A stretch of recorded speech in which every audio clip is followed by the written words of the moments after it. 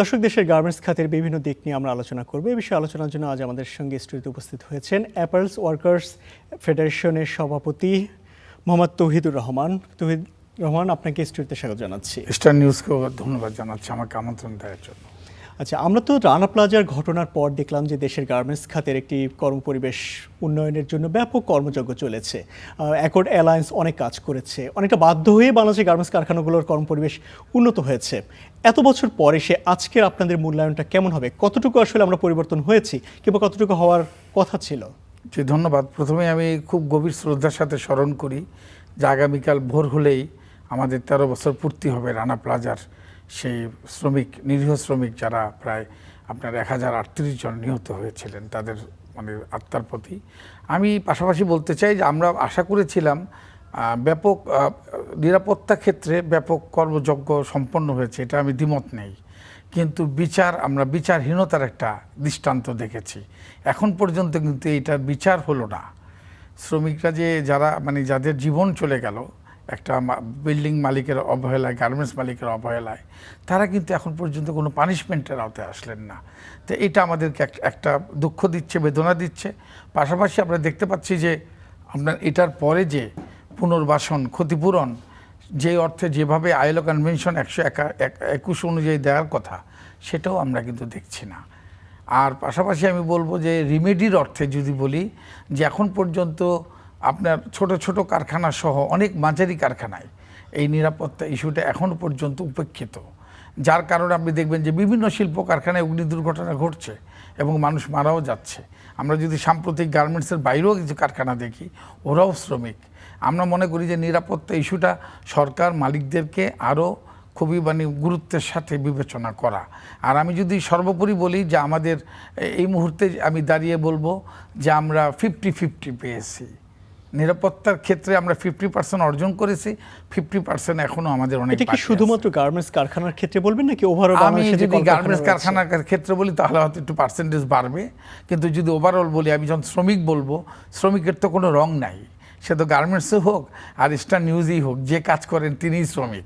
প্রত্যেকেরই নিরাপত্তা যদি উপেক্ষিত থাকে, তাহলে একটি সভ্য জাতি আমরা নিজেদেরকে দাবি করতে পারি না বলে আমি মনে করি। কিন্তু আমরা তো দেখেছি রপ্তানির ক্ষেত্রে যখন গার্মেন্টস কারখানাগুলোর কিছু বিধিবিধান থাকে, সেগুলো মেনে চলেই তো আসলে তাদেরকে রপ্তানি করতে হয়। যে আমি কোড অফ কন্ডাক্ট মানেন, বিভিন্ন বায়ার্সের বিভিন্ন কোড অফ কন্ডাক্ট দেওয়া থাকে, সেই কন্ডাক্টগুলো তারা মান্যতার সাথে চলেন।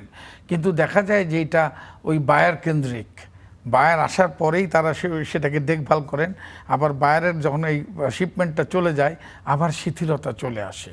আমরা অনেক সময় দেখেছি যে আপনার এক্সিট ডোরে অথবা প্যাসেজে কোনো মালামাল রাখা যাবে না, কিন্তু শিপমেন্ট ডিউ হওয়ার কারণে অনেক শিপমেন্টের মালামাল কিন্তু অগোচরে মালিকরা কিন্তু রাখতেছেন, তাদের মিড লেভেল স্টাফরা এগুলো রাখতেছেন। কিন্তু আবার আমরা যখন এটা অ্যাটেনশনে আনি তখন সরানো হচ্ছে। এটা হবে কেন? দুর্ঘটনা তো বলে কয়ে আসে না। তা আমরা বলবো যে এগুলো ক্ষেত্রে এখন পর্যন্ত কঠোর মনিটরিং শুধু রাষ্ট্রীয়ভাবে হলে হবে না, মালিকদেরকেও নিজেদেরকেও যারা এটা দায়িত্বশীল মনিটরিং করতে পারবে তাদেরকে নিয়োগ দেয়া।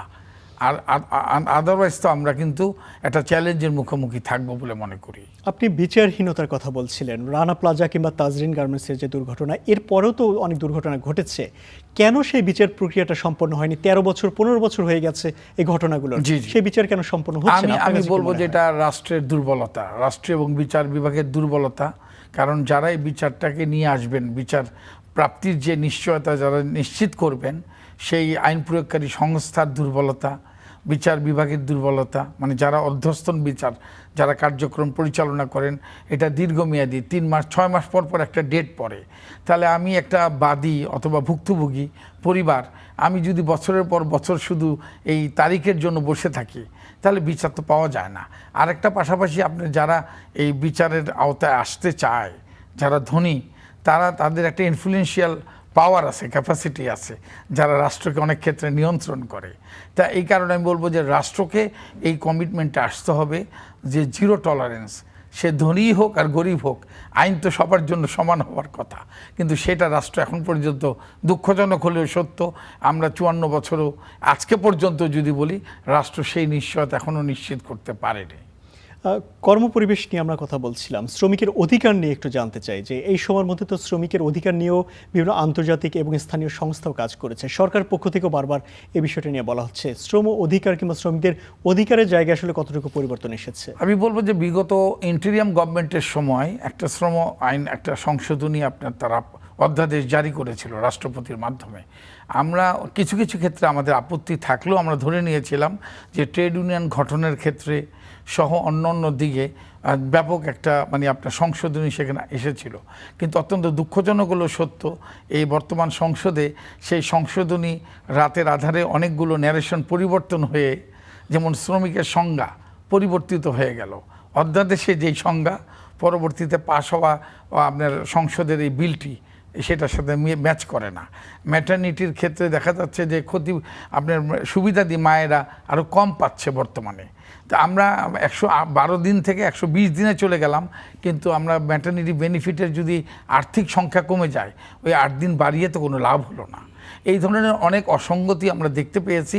আমি বলবো তারপরেও আমরা আশাবাদী যে যথেষ্ট উন্নতি হয়েছে, কারণ আইএলওর ক্লোজ মনিটরিংয়ের কারণে, আন্তর্জাতিক ইউ এবং আপনার ইউএস আপনার যে জিএসপি ফ্যাসিলিটির এগুলো তাদের পর্যবেক্ষণের কারণেই সরকার মালিকদের অনেক চাপের সত্ত্বেও কিছু আংশিক পরিবর্তন হয়েছে।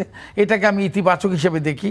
তবে আমি বলবো যে সরকারকে আরও আন্তরিক হতে হবে, কারণ সরকার কিন্তু সবসময় দুর্বল জনগোষ্ঠীকেই রক্ষা করার জন্য তাকে কাজ করতে হবে। যারা শক্তিশালী তারা তো শক্তিশালী, আমরা যারা দুর্বল তাদের স্বার্থ যদি সরকার না দেখে কারা দেখবে বলেন? আর এই ক্ষেত্রে আমি আপনাদের কথাও বলবো যে গণমাধ্যম একটা গুরুত্বপূর্ণ ভূমিকা রাখতে পারে। আমরা বর্তমান প্রেক্ষাপটে দেখি গণমাধ্যমে যে কোনো ইস্যু যদি চলে আসে এবং সেটা যদি সরকারের নজরে যায়, সরকার চেষ্টা করে অন্তত পক্ষে ওটাকে অ্যাড্রেস করার জন্য। এর আগে আমরা দেখেছি সংশ্লিষ্ট মন্ত্রণালয় কিংবা প্রশাসনে আসলে গার্মেন্টস খাতের কিংবা এই সংশ্লিষ্ট মালিকরাই আসলে তারা নিয়ন্ত্রকের ভূমিকায় ছিল। সেখানে আসলে কতটুকু শ্রমিকের অধিকার নিশ্চিত হয়েছে সেটা আপনি ভালো বলতে পারবেন।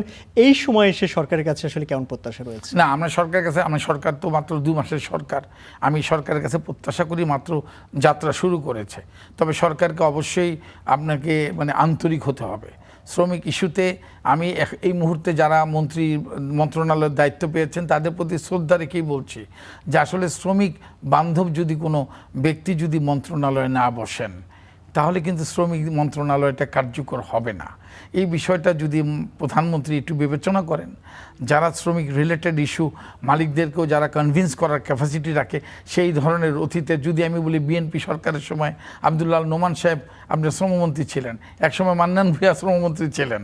তা আমরা যদি আমানুল্লাহ আমানও শ্রম প্রতিমন্ত্রী ছিলেন। তা আমরা যদি একটু দেখি যে এই ডাইজের লোক যদি না আসেন, যারা মালিক এবং শ্রমিককে সেতু বন্ধন মেলানোর জন্য খুব গুরুত্বপূর্ণ ভূমিকা রাখতে পারেন, সেই ধরনের ব্যক্তিবর্গ যদি মন্ত্রণালয়ে না আসে, আমি মনে করি সেই মন্ত্রণালয়ের সফলতা অর্জন করা খুব কঠিন। যদিও এটা মাত্র শুরু, আমরা এখন আশাবাদী যে আমরা এই সরকার আমাদের যথাযথ মূল্যায়ন করবেন শ্রমিকদের অধিকারগুলো। বিশেষ করে আপনাদের মাধ্যমে বলি যে নতুন আইনে 3 বছর পরেই নতুন মজুরির কথা বলা আছে। সেই হিসাবে 2026 পোশাক শিল্পের শ্রমিকরা খুব আগ্রহ ভরে অপেক্ষা করছে নতুন মজুরি আপনার কমিটি গঠন করে কিনা সরকার, এবং এই যাত্রাপথ আমাদেরকে এই নতুন একটা মজুরি এই শেষে দিবেন, এটা আমরা আশা করি সরকারের কাছে। এখন সরকার পরিচালনায় সরকারের অনেক সীমাবদ্ধতা থাকবে, সরকার আমাদের কথাগুলো বিবেচনা করবে, এটাই আমার নতুন সরকারের কাছে আশা। সাম্প্রতিক প্রসঙ্গে একটু আসতে চাই। আপনি জানেন যে মধ্যপ্রাচ্যের যে সংকট কিংবা একই সঙ্গে বাংলাদেশের যে একটি জ্বালানি সংকট রয়েছে, এর মধ্যে বাংলাদেশের গার্মেন্টস ফ্যাক্টরিগুলোর বিভিন্ন ক্রয়াদেশ কিন্তু বাতিল হচ্ছে।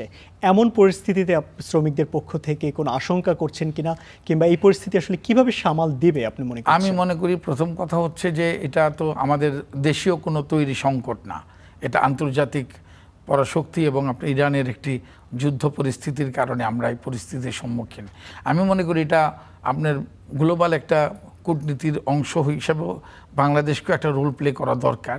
কিন্তু আমি মনে করি যে আমাদেরকে একটু খুব সজাগ থাকা, যে আমরা যে মার্কেটগুলো হারাচ্ছি, ক্রয়াদেশ যে নষ্ট হয়ে যাচ্ছে, বন্ধ হয়ে যাচ্ছে, প্রত্যাহার করছে, সেগুলোর ব্যাপারে আমাদেরকে আর একটু কৌশলী হয়ে তাদের সাথে নেগোসিয়েশন করা, এবং ইরানের সাথেও আমাদেরকে যদি কোনো প্রয়োজন হয় কূটনীতিক চ্যানেলে সেই ধরনের জোর টাইস তৈরি করা, যে আমরা যেন আমাদের রপ্তানি খাতকে কোনোভাবে হ্যাম্পার্ড না হয়।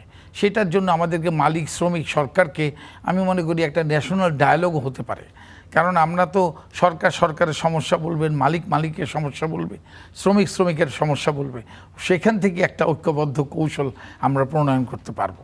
কিন্তু আমি আতঙ্কিত নই যে আমার শিল্প বন্ধ হয়ে যাবে, কারণ এত সস্তা শ্রমের দেশ বাংলাদেশ থেকে এত সহজেই পোশাক রপ্তানি আরেক দেশে চলে যাবে, এটা ব্যক্তিগতভাবে আমি বিশ্বাস করি না। কিন্তু বৈশ্বিক এই পরিস্থিতির প্রভাব কি কোনো পড়েছে এখন পর্যন্ত? এখন পর্যন্ত আমরা দেখছি না। কিন্তু আপনি মনে করেন যে ট্রাকগুলো আপনার এই যে আপনার বিভিন্ন টার্মিনালগুলোতে নিয়ে যাচ্ছে কন্টেনার ট্রাকগুলো, এগুলো যদি জ্বালানি আপনার না পায়, স্বল্পতার মধ্যে তারা যদি মুখোমুখি হন এবং দিনের পর দিন যদি তারা লাইন বেঁধে এই মূল্য বৃদ্ধির পরেও যদি তাদের অপেক্ষমান থাকতে হয়, তাহলে তো আমার যে টাইমটা রপ্তানির যে আদেশের যে টাইমটা, সেই টাইমটা যদি কোনো কারণে এই ধরনের কোনো জটিলতার কারণে যদি নষ্ট হয়, তাহলে আমরা তো শিল্প তো আমরা ধ্বংসের দিকে নিয়ে যাব।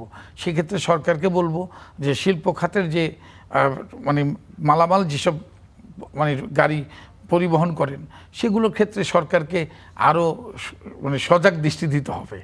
পাম্পগুলো যেন এইসব যানবাহনকে দ্রুত গতিতে তেল দিতে পারে, সেই নিশ্চয়তা কিন্তু সরকারকে নিশ্চিত করতে হবে। এটা মালিকরাও পারবে না, শ্রমিকরাও পারবে না।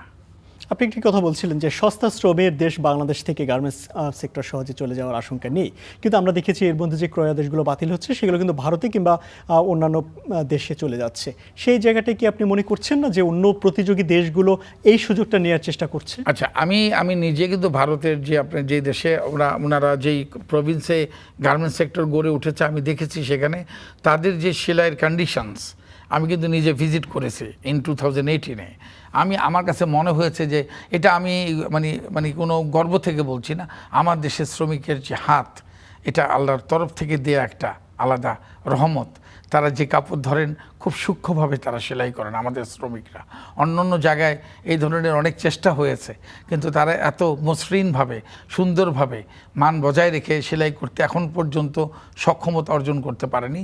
যদিও কম্বোডিয়া অথবা ভিয়েতনাম আমাদের সাথে টক্কর দিচ্ছে, কিন্তু আপনি যদি কম্বোডিয়া দেখেন, সেখানে মোর দেন $200 তার মিনিমাম ওয়েজ, তাহলে সেখানে কস্টিং কিন্তু অনেক হাই।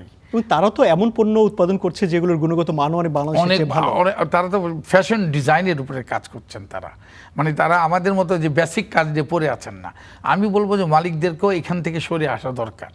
যে আইটেমগুলোর মূল্য বেশি এবং যেখানে আরও কাজ করা যায়, সেই ক্ষেত্রেও মালিকদেরকে এগিয়ে যেতে হবে।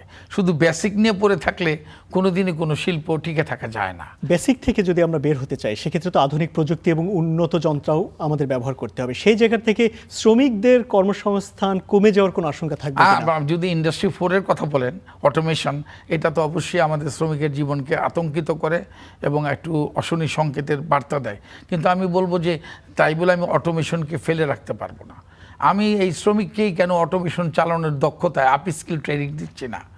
এটা সরকার রাষ্ট্রীয়ভাবেও দিতে পারেন, মালিকরা নিজেদের উদ্যোগও, পাবলিক প্রাইভেট পার্টনারশিপও তারা এই ধরনের আপস্কিল ট্রেনিংয়ের কিছু কারিগরি সেন্টার যদি সরকারের অনেক জায়গায় অনেক ভবন পড়ে আছে, এগুলো একটু দরকার, ডায়ালগ দরকার। আমার মনে হয় যে আপস্কিল এই ট্রেনিংগুলো দিলে আমার ইতিমধ্যে কিন্তু গার্মেন্টস সেক্টরে আপনি সোয়েটারে অটোমেশন চলে আসছে একদম।